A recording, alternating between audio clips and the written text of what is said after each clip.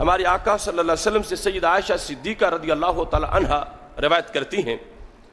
اور یہ حدیث شریف جامع ترمذی اور ابن ماجہ میں موجود ہے سیاستہ میں سے۔ سیدہ عائشہ صدیقہ رضی اللہ تعالی عنہا کہتی ہیں کہ رسول اللہ صلی اللہ علیہ وسلم کا فرمان ہے، ما عمل ابن آدم من عمل یوم النحر احب اللہ من احراق الدم، کہ ابن آدم کا کوئی عمل 10 ذو الحج کو اللہ کے نزدیک اتنا پسندیدہ نہیں جتنا قربانی کے جانور کا خون بہانا پسندیدہ عمل ہے۔ احراق کہتے ہیں بہانے کو، دم کہتے ہیں خون کو۔ خون بہانا یعنی ذبح کرنا اس کو شرائط کے ساتھ، جتنا یہ عمل رب ذوالجلال کو پسندیدہ ہے اتنا کوئی عمل اس دن پسندیدہ نہیں ہے۔ اور پھر صرف یہ دن ہی نہیں، اور نہ یہ کہ جب بھی کوئی کرتا پھرے، کیونکہ آج کچھ لوگوں نے یہ بھی کہنا شروع کر دیا کہ چوتھے دن بھی قربانی کر سکتے ہیں، 5ویں دن بھی کر سکتے ہیں، 6ٹھے دن بھی کر سکتے ہیں، جبکہ حضرت عبداللہ بن عمر صحابی رسول علیہ السلام کا یہ فرمان موطا امام مالک میں موجود ہے۔ حضرت عبداللہ بن عمر رضی اللہ تعالیٰ عنہ صحابی رسول اللہ علیہ السلام کہتے ہیں الاضحیٰ یومان بعد یوم الاضحیٰ، کہ 10 ذو الحج کے بعد 2 دن تک قربانی ہو سکتی ہے، کل 3 دن ہیں، چوتھے دن بھی نہیں ہو سکتی۔ الاضحیٰ یومان 2 دن ہیں بعد یوم الاضحیٰ، یوم اضحیٰ کے بعد، یوم اضحیٰ 10 ذو الحج، اس کے بعد 2 دن ہیں 11 ذو الحج اور 12 ذو الحج۔ تو یہ اس میں جو سب سے بڑا دن ہے وہ 10 ذو الحج کا دن ہے، اس واسطے زیادہ احکام رسول اللہ صلی اللہ علیہ وسلم نے اس دن کے لحاظ سے بیان کیے، اگرچہ قربانی بعد کے دنوں کی بھی عظمت والی ہے اور اس کے بھی ثمرات اور ثواب میں کوئی فرق نہیں، لیکن سب سے پہلا دن زیادہ اہم دن ہے۔ ہمارے آقا علیہ الصلوۃ والسلام فرماتے ہیں کہ اس دن کے اندر احراق دم یعنی قربانی کے جانور کے خون بہانے کا جو عمل ہے، اس عمل کے مقابلے میں اللہ کے دربار میں کوئی پسندیدہ عمل نہیں ہے۔ اب یہ فیصلہ ہے رب کا، رب ذوالجلال کا، جو کہ اس کی پسند کی بات ہو رہی ہے، اور بات ہم تک پہنچائی ہے ہمارے نبی علیہ السلام نے، امت کو بتایا۔ تو رسول اللہ صلی اللہ علیہ وسلم رب ذوالجلال کے حکم کی ترجمانی فرمانے والے ہیں۔ اب ایک طرف اللہ کی پسند ہے اور اس پسند کا ذکر زبان رسالت نے کیا ہے، اور دوسری طرف ایک بونا سا انسان ہے، وہ کہتا ہے کہ نہیں، اس جانور کی جگہ تم فقیر کو کپڑے لے دو، اس جانور کی جگہ تم کسی کو آٹا لے دو، اس جانور پر چھری چلانے کی جگہ تم کسی کے جہیز کے لیے پیسے دے دو۔ تو وہ سرکار کے حکم کے مقابلے میں اپنی رائے لا رہا، سرکار کے فرمان کے مطابق اپنی مقابلے میں اپنی سوچ لا رہا، اور پھر اس پہ فخر کرتا ہے کہ میں انسانیت کا خیر خواہ ہوں، انسانیت کا بھلا چاہتا ہوں۔ تو انسانیت کا بھلا انسانیت کا خالق چاہتا ہے اتنے تو کوئی سوچ بھی نہیں سکتا، اور انسانیت کا بھلا جتنا رسول اکرم نور مجسم شفیع معظم صلی اللہ علیہ وسلم چاہتے ہیں، دوسرا کوئی خیال بھی نہیں کر سکتا، سوچ بھی نہیں سکتا۔ تو اس بنیاد پر مومن اس بات پہ مطمئن ہے کہ قربانی کے عمل میں نہ جانوروں کی نسل کشی ہے،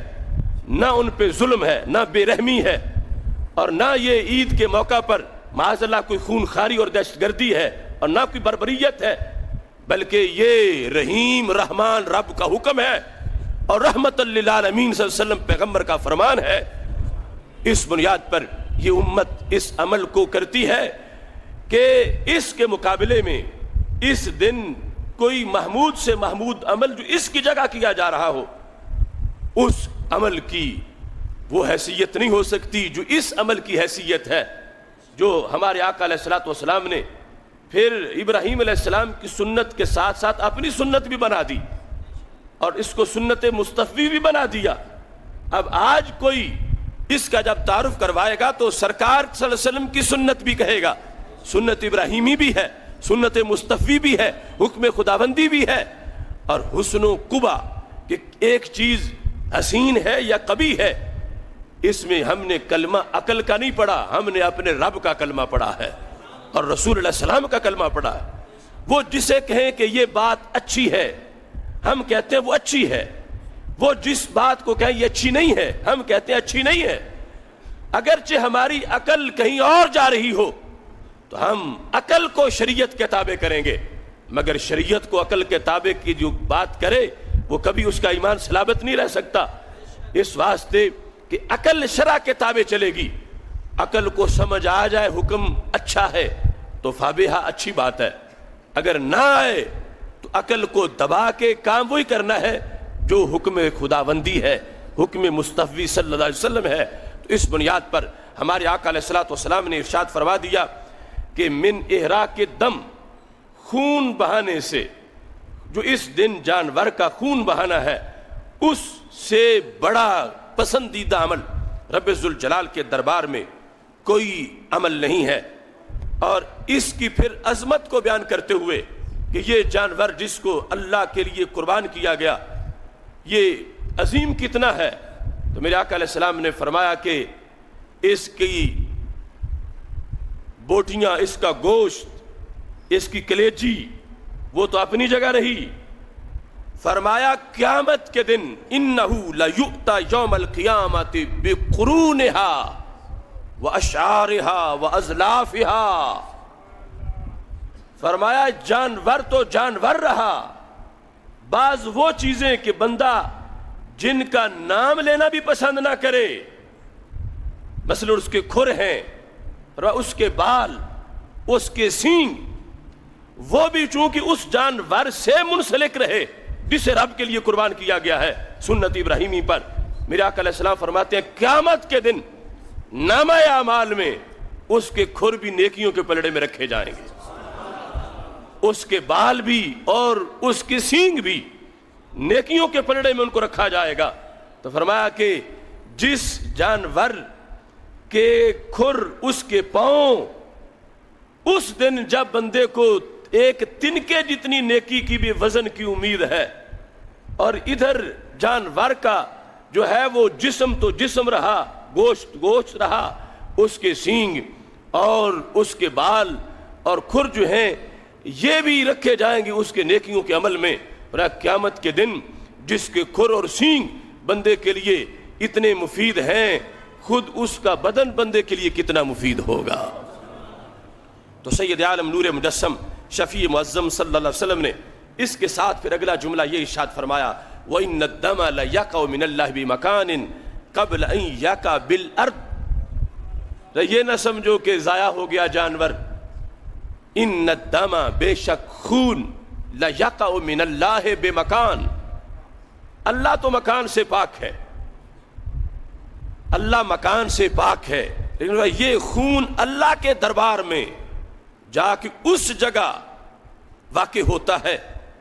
پہنچ جاتا ہے قبل ان یقع بالارض، ابھی زمین تک نہیں پہنچا ہوتا کہ رب تک پہنچ جاتا ہے۔ پھر یہ جملہ بول کے میرے آقا علیہ السلام نے فرمایا فَتِیبُوا بِہَا نَفْسًا، اے قیامت تک میرے غلاموں یہ حدیث سن کے خوش ہوتے رہو۔ سرکار نے غلاموں کو خوش کیا، فَتِیبُوا بِہَا نَفْسًا، پھر خوش ہو جاؤ، اللہ نے تمہیں کتنا سنہری موقع دیا ہے۔ فَتِیبُوا بِہَا نَفْسًا، ایک ہے کہ ماں بچے کو کہے خوش ہو جا، ایک ہے کہ نبی امتی کو کہے خوش ہو جاؤ۔ تو سید عالم نور مجسم شفیع معظم صلی اللہ علیہ وسلم نے قربانی والی یہ حدیث جو سید عائشہ صدیقہ رضی اللہ تعالیٰ عنہ بیان فرماتی ہیں، اس کو ذکر کرنے کے بعد کہ یہاں تو اس کے کھروں کا بھی فائدہ ہے، اس کے سینگوں کا فائدہ ہے، اس کے بالوں کا فائدہ ہے، اور خون ضائع نہیں ہوتا، خون رب کے دربار میں پہنچتا ہے، منظور ہوتا ہے، پہنچنے سے مراد مقبول ہوتا ہے۔ اور یہ کہنے کے بعد فرمایا فَتِیبُوا بِہَا نَفْسًا،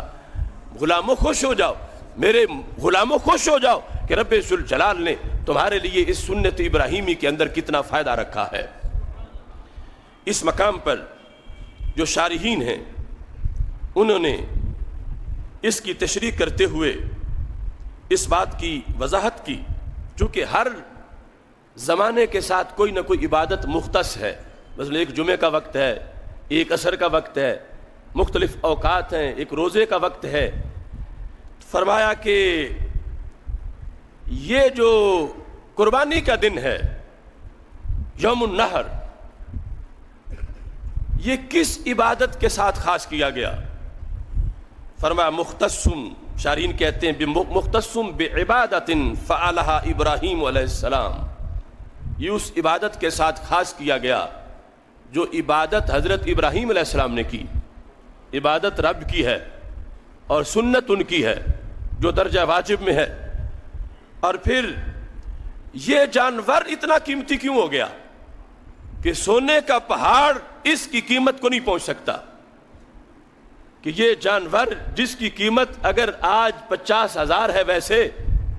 لیکن 50,000 والا یہ 50 کھرب سے بھی قیمتی کب بن گیا؟ جب سنت ابراہیمی کی مہر لگ گئی۔ اگر اس سے پہلے خریدا تو گیا مگر یہ کام نہ ہوا تو اس کی یہ ویلیو نہیں بنی۔ ویلیو اس کی تب بنی جب سنت ابراہیمی کی مہر لگ گئی۔ اور سنت ابراہیمی کی مہر کیسے لگی؟ اس میں شارحین لکھتے ہیں اصل میں بات یہ ہے کہ لو کان شیء افضل من ذبح الغنم فی فداء الانسان لم یجعل اللہ تعالی الذبح المذکور فی قوله تعالی وفدیناہ بذبح عظیم فداء لاسماعیل علیہ السلام۔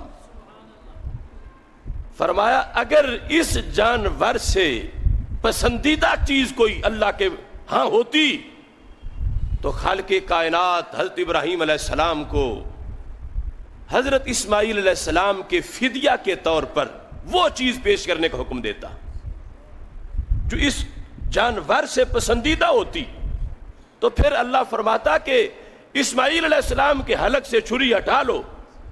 ان کی جگہ وہ فلاں چیز میرے لیے پیش کرو۔ تو رب نے جس چیز کو پسند کیا وہ ہے ذبح عظیم، اور وہ ہے ان شرطوں والا جانور۔ اس جانور کو اسماعیل علیہ السلام کے فدیے کے طور پر حضرت ابراہیم علیہ السلام نے رکھا، تو فدیہ بننے سے اس کی ویلیو بڑھ گئی کہ اللہ کے پیغمبر کا وہ فدیہ بنا ہے، اللہ کے دوسرے پیغمبر جو ہیں اس کو پیش کر رہے ہیں۔ تو یہ اول سے لے کر آخر تک سارا فلسفہ ہی نسبت کا ہے۔ اس چھترے کو، اس بکرے کو، اس بھیڑ کو، قربانی کے جانور کو کبھی بھی یہ مقام نہ ملتا اگر انہیں حضرت ابراہیم علیہ السلام کے لیے رب کا حکم نہ آتا کہ یہ اسماعیل علیہ السلام کا فدیہ بنا دو۔ اسماعیل علیہ السلام کا فدیہ بنا ہے تو اس کی ویلیو بنی ہے۔ حضرت اسماعیل علیہ السلام کی جگہ اسے پیش کیا گیا ہے تو پھر یہ اللہ کے نزدیک پسندیدہ قرار پائی ہے۔ یہ جنس، اور اوپر جنس کو رب نے پسند کیا تو نیچے قیامت تک رب نے اولاد کو بھی پسند کر لیا، اس کی ذریت کو بھی پسند کر لیا، اور پھر ایسا پسند کیا ان جانوروں کی آگے ذریت کو، اور پھر شرائط کے ساتھ جو جنس میں ساتھ ملنے والے دیگر جانور ہیں کہ میرے آقا علیہ السلام نے ارشاد فرمایا کہ اگر اس دن کوئی کام اور اس کے مقابلے میں پسندیدہ ہوتا تو رب ذوالجلال اس کا حکم دیتا۔ اس دن احراق دم کہ حضرت ابراہیم علیہ السلام کی سنت کو زندہ کرتے ہوئے حضرت اسماعیل علیہ السلام کی یاد میں جس وقت یہ جانور پیش کیا جاتا ہے تو دنیا کا کوئی دوسرا صدقہ اس مقام کو نہیں پہنچتا جو مقام رب ذوالجلال نے اس سنت پر عمل کرنے کا مرتبہ و مقام عطا فرمایا ہے۔